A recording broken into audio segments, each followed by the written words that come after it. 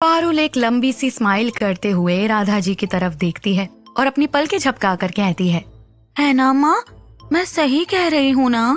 इस टाइम पारुल बहुत क्यूट लग रही थी। उसे देखकर तो इस वक्त ऐसा लग रहा था कि मानो उससे ज्यादा मासूम लड़की तो पूरी दुनिया में कोई हो ही नहीं सकती। रोहन जो ये सब देख रहा था, अचानक उसके दिल की धड़कनें तेज होने लगती है। वहीं जय ये देखकर धीरे से कहता है, ओह गॉड, कितनी डेंजर है ये लड़की, एक नंबर की गुंडी है। रोहन उसके बगल में बैठा ये सुन लेता है और जय को अपनी खा जाने वाली नजरों से देखने लगता है। जय रोहन की नजर खुद पर महसूस करके अपने दांत दिखाते हुए कहता है, देवी देवी है भाभी जी, मैं तो ऐसे ही कह रहा था रोहन भाई। तभी आशी कहती है, रोहन तुम किस तरफ जा रहे हो? अभी आशी को ये नहीं पता था कि रोहन हॉस्पिटल जा रहा है। वो भी जानबूझकर क्लियर नहीं कहता है और बोलता है, मैं ऑफिस की तरफ जा रहा हूँ। ये सुनकर आशी की आंखों में चमक आ जाती है, क्योंकि मयंक का हॉस्पिटल और शिवाय का ऑफिस एक ही डायरेक्शंस में है। वो जल्दी से पानी का ग्लास उठाते हुए कहती है, तो ठीक है, मुझे भी उस तरफ काम है, मैं भी तुम्हारे साथ ही चलती हूँ। ये कहकर आशी पानी पीने लगती है।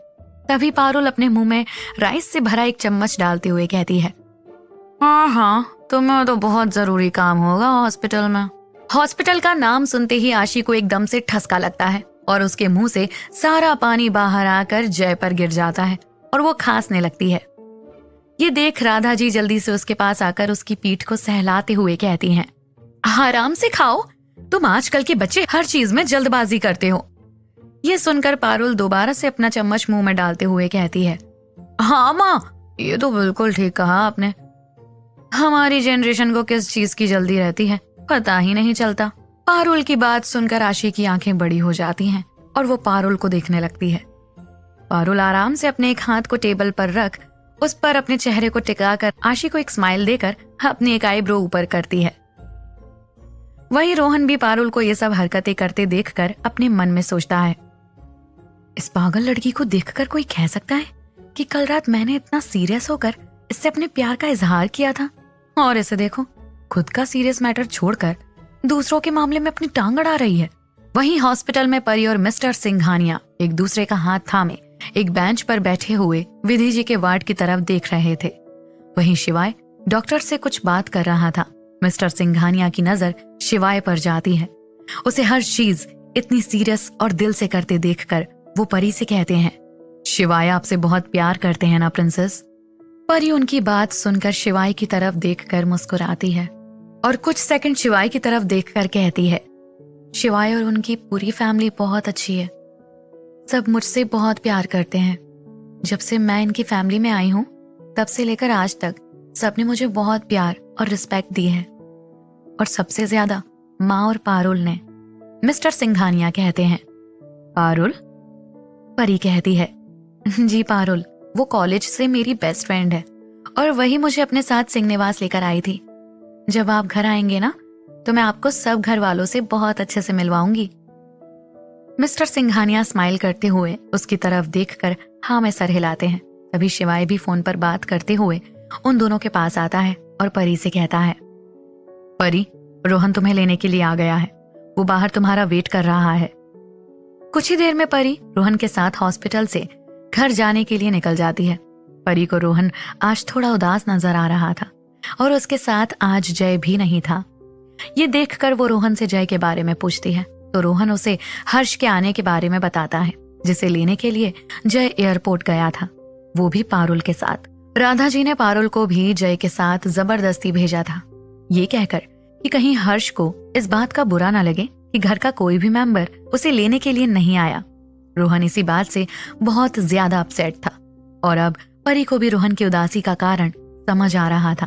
तभी परी खिड़की से बाहर एक छोटी सी चाय की टपरी देखती है तो वो रोहन से कहती है, रोहन, गाड़ी रोकिए, मुझे वहां पर चाय पीनी है। रोहन उसकी बात सुनकर गाड़ी रोक देता है और कहता है, मैम यहाँ पर, आप आगे चलिए, आगे काफी अच्छा रेस्टोरेंट है, आप वहां पी लीजिएगा। परी कहती है, नहीं, मुझे यहीं चाय पीनी है। परी की कंडीशन को देखते हुए रोहन को लगता है कि शायद परी को यहीं की चाय पीने की क्रेविंग हो रही है, इसलिए वो गाड़ी से बाहर आकर जल्दी से परी के लिए उसकी तरफ का दरवाजा खोल देता है परी के बाहर आते ही सारे गार्ड्स भी बाहर आ जाते हैं। परी उन्हें वहीं पर रुकने का बोलकर रोहन के साथ उस टपरी पर चली जाती है। रोहन 2 चाय लेकर आता है और एक ग्लास परी की तरफ बढ़ा देता है। ग्लास लेकर परी रोहन की तरफ देखकर कहती है, पारुल के अंदर अभी बहुत ज्यादा बचपना है, प्यार जैसे जज्बातों को समझने की समझ नहीं है अभी उसके अंदर। परी के मुंह से एकदम से पारुल की बात सुनकर रोहन थोड़ा हड़बड़ा जाता है और कहता है, मैम आप ये सब मुझे क्यों? रोहन के इतना बोलते ही परी कहती है, मुझे पता है रोहन कि आप पारुल को पसंद करते हैं। रोहन ये सुनकर थोड़ा हैरान रह जाता है। तभी परी मुस्कुराकर कहती है, और आज आप शायद इसलिए परेशान हैं क्योंकि पारुल हर्ष को लेने के लिए एयरपोर्ट गई है। रोहन अपना सर झुकाकर चुप हो जाता है। फिर परी कहती है, उस दिन देखा था मैंने आपका रिएक्शन जब दादी हर्ष जी और पारुल की शादी की बात कर रही थी। देखो रोहन, पारुल एक नंबर की इडियट है। परी के मुंह से पारुल के लिए इडियट सुनकर रोहन एकदम से बोलता है, नहीं मैम वो इडियट नहीं है, बस हम लोगों से थोड़ी अलग है। रोहन ने इतना ही बोला और परी की मुस्कुराहट और बड़ी हो गई। उसे समझ आ जाता है कि परी ने जानबूझकर पारुल के लिए इडियट शब्द इस्तेमाल किया था। परी मुस्कुराते हुए कहती है, जब आप इतना पसंद करते हैं पारुल को तो बता क्यों नहीं देते उसे? रोहन कहता है, मैंने पारुल को अपने दिल की बात साफ साफ बता दी है मैम, क्योंकि मैं जानता हूं अगर मैं नहीं कहता तो शायद जिंदगी भर उस पागल लड़की को मेरी फीलिंग समझ नहीं आती। परी थोड़ी कंफ्यूज होकर कहती है, और पारुल ने क्या जवाब दिया आपको? परी का सवाल सुनकर रोहन के होठों पर एक दर्द भरी हल्की सी मुस्कुराहट आ जाती है, जैसे वो खुद का मजाक बना रहा हो। वो परी से कहता है, कुछ नहीं, कुछ भी जवाब नहीं दिया आपकी पारुल ने। इनफैक्ट सुबह से ऐसे बिहेव कर रही है जैसे हमारे बीच ऐसी कोई बात हुई ही नहीं है। परी ये सुनकर कुछ सोचते हुए कहती है, रोहन जैसा कि आपने कहा कि पारुल हम सबसे थोड़ी अलग है, तो उसके लिए आपको अब अलग तरीके से ही पारुल को अपनी और उसकी फीलिंग का एहसास कराना होगा। रोहन उसकी तरफ देखकर कहता है, और वो कैसे होगा मैम? परी कहती है, जैसा मैं कहती हूँ बस वैसा ही करते जाना। देखना, अपने दिल की बात बताने के लिए पारुल खुद दौड़ती हुई आएगी आपके पास। खैर अब बहुत लेट हो गया है, चलिए अब घर चलते हैं, घर पर माँ इंतजार कर रही होंगी। ये कहकर परी आगे जाने लगती है कि तभी रोहन पीछे से कहता है, पर मैम ये आपको गलत नहीं लगता कि मैं शिवाय सर के अंडर एक एम्प्लॉय हूँ और पारुल उनकी बहन है? परी रोहन की बात सुनकर अपनी जगह पर रुक जाती है, फिर बिना पीछे मुड़े ही कहती है, रोहन मेरे लिए हमेशा से ही इंसान मैटर करते हैं और इतना तो सब जानते ही हैं कि आप बहुत अच्छे इंसान हैं। ये कहकर परी आगे बढ़ जाती है और वहीं परी के लिए रोहन के दिल में इज्जत और भी बढ़ जाती है। शिवाय को तो हमेशा से ही रोहन अपना भगवान मानता था, पर परी के लिए भी उसके दिल में बहुत इज्जत थी, क्योंकि उसने कभी भी रोहन, जय या किसी भी गार्ड के ऊपर अपना रौब नहीं दिखाया था। वो हमेशा उन सबको भी उसी तरह ट्रीट करती थी जैसे अपने घर वालों को करती थी। शाम को परी लिविंग रूम में बैठी एक बुक पढ़ रही थी। राधा जी उसके लिए सूप बनाने किचन में गई थी। रोहन हॉल में दूसरी तरफ सोफे पर बैठा लैपटॉप पर कुछ काम कर रहा था। वहीं शिखा और आशी एक इवेंट के अरेंजमेंट के लिए कहीं बाहर गए थे।